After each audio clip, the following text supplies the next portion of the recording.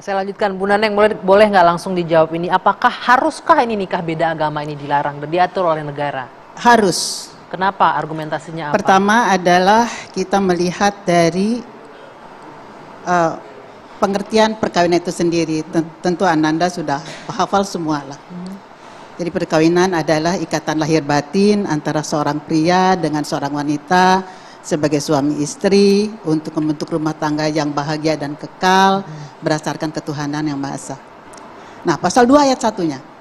Perkawinan adalah sah apabila dilakukan menurut hukum masing-masing agamanya dan kepercayaannya itu.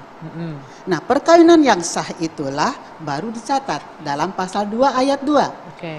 Tiap-tiap perkawinan dicatat menurut peraturan perundang-undangan yang berlaku. Jadi yang dicatat itu perkawinan yang sah. Nah, karena itu kalau melihat dari ada beberapa kawan kita yang mengacu kepada putusan MK nomor 1400 kalau tidak salah tahun 1986 ya Nak Bivitri, tentang kasusnya Andi Fonigani itu. Itu sebetulnya maaf saya menyebut pada putusan itu adalah jadi salah satu pasangan itu menundukkan diri kepada agama, kepada waktu itu kantor catatan sipil lah, menundukkan diri pada hukum yang berlaku di kantor catatan sipil, dulu masih disebutnya KCS. Karena itu menikahnya di kantor catatan sipil. Nah, kemudian kalau melihat lagi, mungkin kita ke SEMA sekarang. Ke SEMA nomor 2 tahun 2023 itu disebutkan bahwa perkawinan yang sah adalah sesuai dengan pasal 2 ayat 1 yang saya sebutkan tadi, juga sesuai dengan ketentuan pasal 8F dari Undang-Undang Perkawinan. Apa itu pasal 8F? Itu dalam pasal 8 itu mengenai larangan perkawinan. Jadi perkawinan dilarang antara dua orang, tentunya laki-laki dan perempuan. 8F itu adalah mengenai yang menurut hukum agamanya itu adalah dilarang. Oke. Nah, ini khusus untuk orang Islam, itu adalah mengacu kemana sih hukum agama dilarang itu. Nah, untuk orang beragama Islam di Indonesia, sekalipun KHI itu merupakan pedoman, tetapi hidup dalam masyarakat itu sudah seperti undang-undang walaupun pedoman. Karena itu juga di Mahkamah Agung itu juga sudah merupakan ada buku tentang khusus tentang terkait dengan KHI tersebut, di dalam buku 2 tentang pedoman pelaksanaan teknis dan administrasi peradilan agama, mengacunya ke KHI. Di dalam KHI itu kenapa sih perkawinan kok diatur? Nah, kalau kita bagi orang Islam, perkawinan itu merupakan ibadah. Ibadah, memang bukan ibadah mahdhah, tapi ibadah ghair mahdhah. Nah, hal ini yang tadi yang terkait dengan pasal 2 ayat 1, kemudian pasal 1 dari Undang-Undang Perkawinan. Nah, larangan perkawinan yang tadi di dalam pasal 8 huruf F itu ditegaskan di dalam bab 6, kalau tidak salah bab 6 dari KHI itu tentang larangan perkawinan. Dalam pasal 40 huruf C-nya khusus ditentukan laki-laki Islam tidak boleh menikah dengan wanita yang bukan Islam. Dalam pasal 44-nya wanita Islam tidak boleh menikah dengan laki-laki yang bukan Islam. Nah, hal itu tentunya kemana itu? Kalau kita melihat dari fatwa MUI baik tahun 80 kalau tidak salah, juga tahun 2005, kalau 81 itu adalah mengenai perkawinan campuran disebutnya sama dilarang. Kemudian tahun 2005 itu kalau tidak salah nomor 5 itu larangan dan hukumnya adalah, mohon maaf tidak maksud menyinggung siapapun, adalah perkawinan antara laki-laki yang bukan Islam dengan perempuan bukan Islam, begitu juga sebaliknya adalah tidak sah. Hukumnya adalah haram. Nah, itu berakibat kemana? Nanti ke anak, nanti ke harta. Akan tetapi dalam hal ini adalah ada fatwa MUI juga yang melindungi anak terhadap hal itu. Sebelum kita masuk ke bicara hak anak dan lain-lain, tapi ini kan berbicara warga negara secara keseluruhan, Bu Neng. Artinya kalau secara hukum Islam mungkin sudah linear dengan hukum yang diputuskan EMA. Bagaimana dengan agama-agama lain? Tadi disebutkan bahwa ini sebuah kemunduran bagi kebebasan beragama dan negara masuk terlalu jauh karena privat warga negara. Sebetulnya bukan kemunduran menurut saya, karena di sini negara adalah mengajak kepada seluruh bangsa rakyat Indonesia, tiap-tiap rakyat Indonesia untuk taat dan patuh cinta kepada agamanya. Walaupun di agama lain tadi disebutkan ya, jadi begini, Pokja ini juga tetap melarang ya pernikahan beda agama. Jadi saya sendiri tidak bisa mengatakan ajaran agama yang lain, tetapi yang saya sampaikan tadi adalah Pokja itu adalah diwakili oleh majelis-majelis agama dari semua majelis agama, di antaranya adalah MUI. Nah kebetulan ketika itu satu kali pertemuan, waktu itu saya pernah hadir, tapi saya memang melalui Zoom, saya memberikan masukan tentang hal itu. Nah, dalam hal ini tentunya menurut saya adalah kalau kita melihat dari keterangan juga dari juru bicara dari Mahkamah Agung, kalau misalkan salah satu dari kedua orang yang akan menikah itu laki-laki dan perempuan, tentunya yang menikah ini tidak sejenis ya, laki-laki dan perempuan gitu ya, menundukkan diri kepada agama yang lain, itu mungkin tidak, menurut peraturan ini tidak ada masalah, tetapi untuk bagi orang Islam tidak boleh murtad. Oke, saya mau ke Bang Ade Armando. Bang Ade Armando ini juga pernah kapasitasnya sebagai ahli ya dalam kasus uji undang-undang. Saya juga keterangan sebagai ahli juga. Ya, ini suaranya berbeda nih Bunda kalau kita lihat Bang Ade Armando. Bagaimana Anda melihat dengan adanya surat edaran MA ini Bang Ade? Ya. Boleh mic-nya digunakan? Iya, sebelum saya menjawab pertanyaan Anda, saya ingin koreksi sedikit tentang pandangan dari majelis atau lembaga-lembaga agama lain yang tadi dikatakan bahwa mereka juga menganggap ini sebagai sesuatu yang terlarang. Saya agak heran karena saya beberapa hari yang lalu dikirimi surat dari Konferensi Wali Gereja Indonesia dan Persekutuan Gereja-Gereja Indonesia, jadi KWI dan PGI, yang isinya justru mengatakan mereka meminta Mahkamah Agung untuk memberikan jaminan hak atas pernikahan beda agama. Jadi kalau tadi dikatakan ternyata ada mungkin pendeta yang juga mengatakan itu haram gitu ya, ya mungkin memang juga ada beda pendapat, tapi saya mungkin merujuk, saya barangkali bisa dikoreksi oleh teman-teman dari KWI dan PGI. KWI dan PGI sih bilang bahwa harus diberikan, mereka meminta ya, kalimatnya meminta agar Mahkamah Agung memberikan jaminan hak bagi pernikahan beda agama. Jadi saya simpulkan bahwa mereka membolehkan sepertinya ya, kalau dari surat itu ya Bang Ade ya, kita menangkap itu pertama. Kedua, terkait dengan kemudian hukum tadi kan Mahkamah Konstitusi. Mahkamah Konstitusi kan tidak memutuskan bahwa pernikahan beda agama itu tidak sah. Bukan itu kan kerjaan Mahkamah Konstitusi. Mahkamah Konstitusi hanya mengatakan bahwa Undang-Undang Perkawinan tahun 74 itu tidak bisa dikatakan apa istilahnya Bu Fitri, inkonstitusional, tidak bertentangan dengan UUD gitu kan. Mahkamah Konstitusi kewajibannya itu kan, ya. Karena dikatakan bahwa pasal yang mengatakan bahwa pernikahan harus dilakukan atas dasar hukum agama masing-masing itu tidak salah secara konstitusional. Kalimat itu, ya. Jadi ketika itu kemudian kami mempelajari, jadi sebenarnya letak masalahnya di mana? Apakah benar Undang-Undang Perkawinan itu melarang pernikahan beda agama? Kami pelajari dan kami menemukan bahwa tidak ada satupun ayat dalam Undang-Undang Perkawinan. Tidak ada frasa yang mengatakan tidak memperbolehkan pernikahan pernikahan beda agama, ya.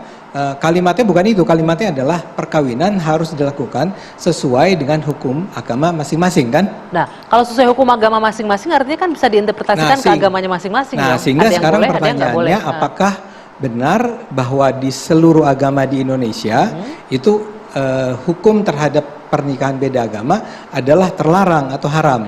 Ya. Tadi saya sudah mulai dengan penjelasan dari kelompok Kristen dan Katolik. Kalau itu saya bisa gunakan penjelasan dari atau surat PGI dan KW itu sebagai rujukan ya. Nah sekarang soal Islam.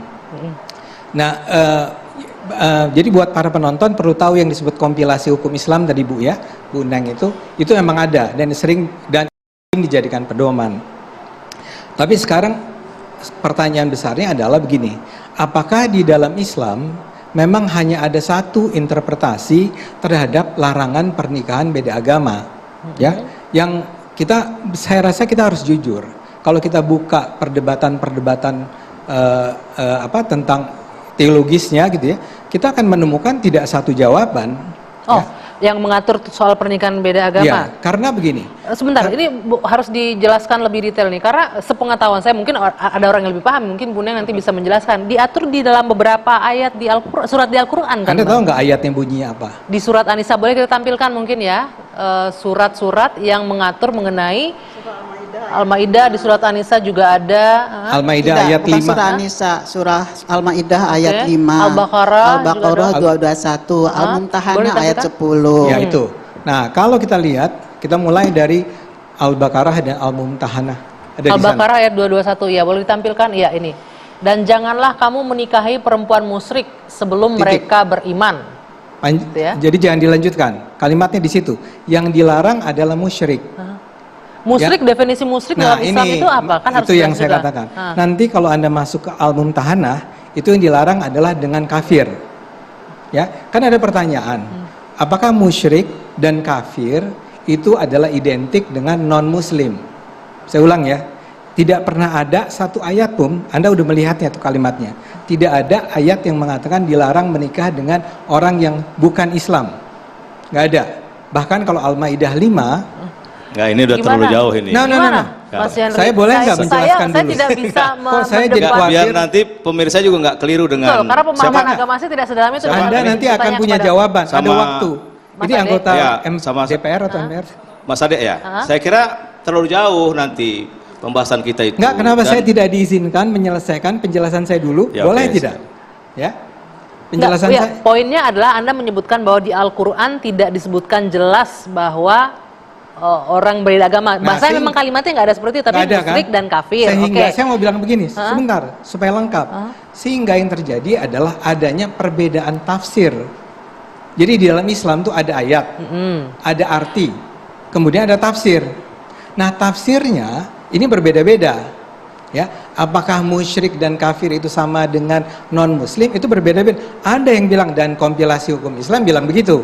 Ya, tapi kalau kita buka nih, kita jujur ya, ada nggak ulama yang mempunyai interpretasi lain? Banyak.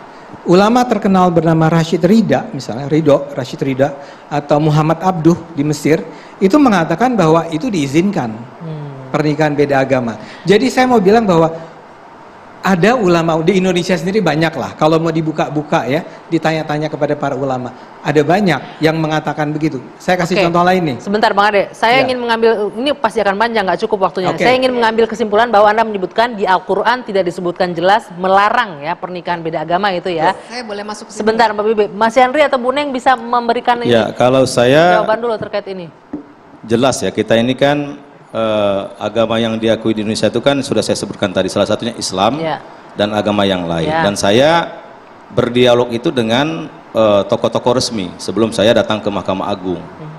Dan semua orang mengatakan, yang saya temui ini ya, mengatakan sama, di agama kami juga nggak boleh. Nah, oleh karena itu menurut saya, Bagaimana dengan surat dari ya itu perwakilan kan gereja tafsir tadi? beliau kan. Kalau saya, ya itu saya belum tahu. Ya saya belum tahu. Ya jadi artinya apa yang diputuskan atau yang dibuat surat edaran Mahkamah Agung itu seiring sejalan dengan basis utama agama-agama yang ada di Indonesia. Oke. Dan itu sebuah penghormatan yang luar biasa loh dari Mahkamah Agung. Justru kalau nanti Mahkamah Agung membolehkan pengadilan mengesahkan nikah beda agama, justru disitulah poinnya negara ikut campur dengan agama. Nah, terhadap tafsir tadi saya kira ya terserah saudaraku Ade ya, tapi menurut saya sudah clear karena di Indonesia juga sudah jelas ada fatwa Majelis Ulama Indonesia. Ya. Terus tadi katanya Mahkamah Konstitusi tidak mengesahkan nikah beda, betul. Tapi kan yang digugat itu kan jelas yang menggugat itu karena mereka nikah beda agama. Yang digugat kan pasal 2 ayat 1, agama masing-masing. Kalau nggak pakai agama masing-masing tidak sah. Udah itu secara eksplisit sekali mereka minta nikah beda agama itu diakomodir. Dan kalau misalkan waktu itu Mahkamah Konstitusi menerima gugatan mereka, mungkin akan beda sekarang situasinya. Tapi karena ditolak semua gugatan itu, ya kita patuh dan taat gitu. Oke. Boleh saya Ya, menambahkan? terkait dengan Ya, dari agama Islam jadi tadi begini, Bunda. di dalam surah Al-Maidah memang surah Al-Maidah ayat 5. Jadi katakanlah laki-laki muslim, katakanlah itu memang dibolehkan menikah dengan wanita ahlul kitab. Wanita ahlul kitab itu siapa? Yaitu keturunan Nasrani dan Yahudi, kan begitu. Tetapi dalam hal ini adalah ada syarat. Kalau saya tidak jauh-jauh, saya ke Rashid Ridha dan sebagainya, saya mufasirin di Indonesia saja. Profesor Quraish Shihab itu mentafsirkan surah Al-Maidah ayat 5. tentang dibolehkannya laki-laki muslim menikahi dengan wanita ahlul kitab dengan syarat yang kuat. Syaratnya apa? Di antaranya adalah laki-laki muslim itu harus benar-benar kuat keimanannya dan tidak terpengaruh oleh katakanlah oleh wanita ahlul kitab itu sendiri. Nah, Buya Hamka juga berpendapat bahwa, saya mufasir di Indonesia sajalah, berpendapat bahwa dalam menafsirkan surah Al-Maidah ayat 5 itu adalah pada intinya kalau Buya Hamka tidak boleh pancing itu terbawa ikan. Artinya apa? Tidak boleh pancing itu si suami. Ikan terus apa? Katakanlah istilahnya itu wanita istrinya. Jadi tidak boleh mengikut agama yang ahlul kitab itu sendiri. Dan bahkan di dalam surah Al-Maidah itu dilarang murtad.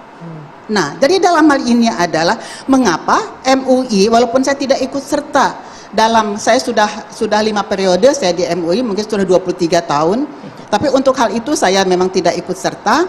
Dan dalam hal ini kenapa MUI memberikan fatwa tentang larangan perkawinan beda agama? Kemaslahatannya itu adalah lebih besar dilarang ketimbang dibolehkan. Jadi kemudorotannya lebih besar. Mengapa? Karena maaf kata, di Indonesia kan tidak dilarang murtad. Orang paginya beragama apa, siang agama apa, sore agama apa, tidak apa-apa. Berbeda dengan di Malaysia. Kebetulan S3 saya di Malaysia. Di Malaysia orang Islam itu dilarang murtad. Di Indonesia boleh. Karena itu kita kalau melihat dari, katakanlah dari yang saya sampaikan tadi pada kasus tahun 80-an gitu, itu jadi salah seorang itu menundukkan diri kepada agama yang lain, tetap satu agama menikahnya. Dan di administrasi kependudukan Bivitri itu mungkin kalau kita melihat memang dalam undang-undang Anminuk pasal 35A itu dalam 35 ditentukan peraturan pasal 34 itu berlaku juga terhadap siapa? Terhadap keperkawinan yang berdasarkan penetapan pengadilan, kan begitu ya kan? Penjelasannya apa itu? Penjelasan diantaranya untuk perkawinan yang berbeda, umat yang berbeda agama. Hal itulah sebetulnya yang membuat saya, bahkan maaf loh, itu harusnya diajukan ke MK pasal itu.